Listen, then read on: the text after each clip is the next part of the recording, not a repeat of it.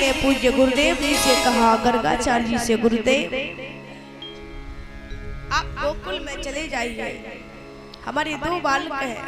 नंद बाबा को पता न चल पाए, किसी को पता नहीं चल पाए कि वो मेरे बालक हैं। आप उनका नामकरण करके आइए। गर्गाचार्य जी ने कहा, आप चिंता न करो। गर्गाचार्य जी अपनी मंडली को लेकर के चले हैं नामकरण करने के लिए।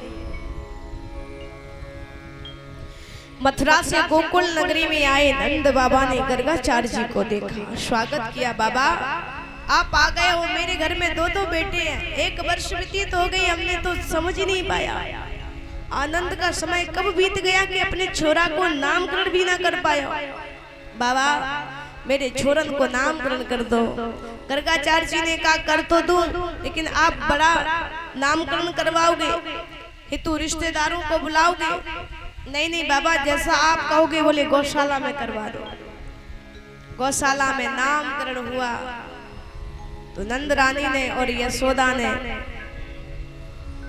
नंद रानी यशोदा मैया ने मन में विचार किया, या बाबा से नामकरण करवाऊं, पहले यहाँ की परीक्षा तो ले लूं। और परीक्षा लेवे के ताई रोहिणी को छोरा नंद रानी ने ले लियो और नंद रानी को छोरा रोहिणी मैया ने ले लियो।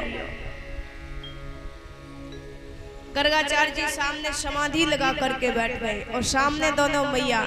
अब बताओ या कि मैया इतनी नटखट होगी, तब का छोरा कितना नटखट होगा। जाको बाप दारू पिएगो का बेटा छोड़ देगो, बेटा भी पिएगो।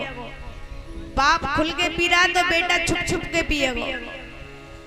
जाको बाप अगर जुआ खेल रहा है तो बेटा भी खेलेगो, चाहे वो छुप के खेले पर खेलेगो जरूर। अगर बालक हो जाए तो बाप को सभी को कर्म बंद कर देना चाहिए, क्योंकि बेटा बिगड़ता है माँ बाप की करतूत देख करके, और बेटा सुधरता है अगर बाप बढ़िया होगा तो बाप की आंखों में ही डर जाएगा, सामने नहीं आएगा। और बाप अगर कुकर्म कर रहा होगा तो बेटा भी शुरू कर देगा, बोले तुम करते तो हम कहीं छोड़ दें, पहले तुम सुधरो फिर हम सुधरेंगे। तो नौबत ना आए उससे पहले ही सुधर जाओ। तो जाकी मैया इतनी नटखट है तो वाको लाला कितना नटखट होएगा। गर्गाचार्य जी समाधि लगाए बैठे। समाधि 2 प्रकार की होती है, एक ध्यान समाधि होती है जो नेत्र बंद करके ध्यान किया जाता है, और एक त्राटक समाधि होती है जो आंख खुली रह जाती है और सोच में पड़ जाते हैं ठाकुर जी के चरणों में ध्यान। तो भगवान ये गर्गाचार्य जी त्राटक समाधि लगा गए, आंख खुली की खुली रह गई, मुंह खुला का खुला रह गया। नंद रानी ने कहा, बाबा, अब बाबा बोल ही नहीं रहे। अरे बाबा नहीं बोल रहे, आके हाथ घुमाया, बोले बाबा नहीं बोल रहे। नंद रानी ने कहा, बाबा अगर मरना ही था तो भाई मथुरा में मर जाते या गोकुल में कहीं को आए। और जोर से धक्का लगाया और पैर पकड़ लिए, बोले बाबा। और गर्गाचार्य जी चौंक पड़े, कहा भैया बाबा मैंने समझी आप पधार गए, अब जो बड़ा बालक होता है उसका नामकरण करिए। गर्गाचार्य जी ने नेत्र बंद करके देखा, वारे प्रभु तुम्हारी मैया मेरी परीक्षा ले रही है। लेकिन फिर भी गर्गाचार्य जी ने बड़ा सुंदर बात कही है, मैया अहम हीरो हरि पुत्रो रामानम सुहृदो गुणे आख्यास्तते रामैति बलाधिक्याद बलम विदो। मैया जो तुम्हारी गोद में है वो तुम्हारा लाला नहीं है, वह रोहिणी मैया को लाला है। और जैसे ही रोहिणी मैया को नाम लियो सो यशोदा मैया ने हीरा की जड़ी भई अंगूठी उतारी, ले बाबा तू पक्का ज्योतिषी है। हमने सोची तू ढोंगी बाबा होएगा, पर तू तो पक्का ज्योतिषी बाबा है। मैया ये रोहिणी का पुत्र है, लेकिन बल की अधिकता के कारण इनका नाम बलराम होगा। एक गर्भ से दूसरे गर्भ में आया है, इसलिए इसका नाम संकर्षण होगा। कुछ लोग इसको बलदाऊ कहेंगे, हलधर इनका नाम होगा, दाऊ दयाल इनका नाम होगा, कई नाम हो गए। हलमूसल रखने के कारण हलधर नाम होगा। अब नंबर आयो छोटे वाले छोरा का। सनवर्णा स्त्रियों हास्य ग्रहोदयुगम तनु शुक्लो रक्तस्थता पीत इदानी कृष्णता गतः। भैया पहले ये शुक्ल वर्ण का था, फिर इनका रक्त वर्ण हुआ, फिर इनका पीत वर्ण हुआ, और अब इनका कृष्ण वर्ण है। मैया पहले कभी ये वसुदेव का पुत्र रहा था। अब लोग कर लो बात, पहले नामकरण पिता के नाम से ही हुआ करते थे। ये पहले वसुदेव का पुत्र रहा हुआ होगा, अब इनका नाम वासुदेव है, इसलिए इनका नाम वासुदेव है। पर गर्गाचार्य जी ने ये नहीं कहा कि ये वसुदेव का बेटा है, ये बोला कि पहले कभी ये वसुदेव का बेटा रहा था, इसलिए इनका नाम वासुदेव है। और मैया ये तो साक्षात ब्रह्म है, तो साक्षात ब्रह्म को नाम सुनो। तो भगवान गोदी में खेल रहे थे, सीधे हो गए और गर्गाचार्य जी को आंख दिखाने लगे। गर्गाचार्य जी ने कहा क्यों प्रभु? अच्छा, कुछ दो प्रेमी होते हैं, वो आंखों ही आंखों में आपस में बात कर लेते हैं। तो गर्गाचार्य जी ने कहा प्रभु हमने कोई गलत कह दिया? अब दोनों की आंखों ही आंखों में बात हो रही है। भगवान ने कहा गलत नहीं कहा क्या? बोले क्यों? आपने कहा साक्षात ब्रह्म। गर्गाचार्य जी ने कहा तो आप ब्रह्म नहीं हो क्या? अरे गुरुजी आप नामकरण करने आए हो, यहाँ ब्रह्म बताने नहीं, नामकरण कीजिए।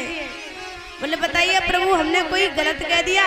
अरे गलत तो इसलिए कहा है कि अगर मैया को पता चलेगा ये ब्रह्म है, भगवान है, तो एक अलमारी में बिठा देगी, चाहे सर्दी हो, चाहे गर्मी हो, चाहे वर्षा हो, एक बाल्टी पानी में डुबो देगी, नहलाएगी, फिर बिठा देगी, एक अगरबत्ती लगाएगी, एक बतासो रख देगी।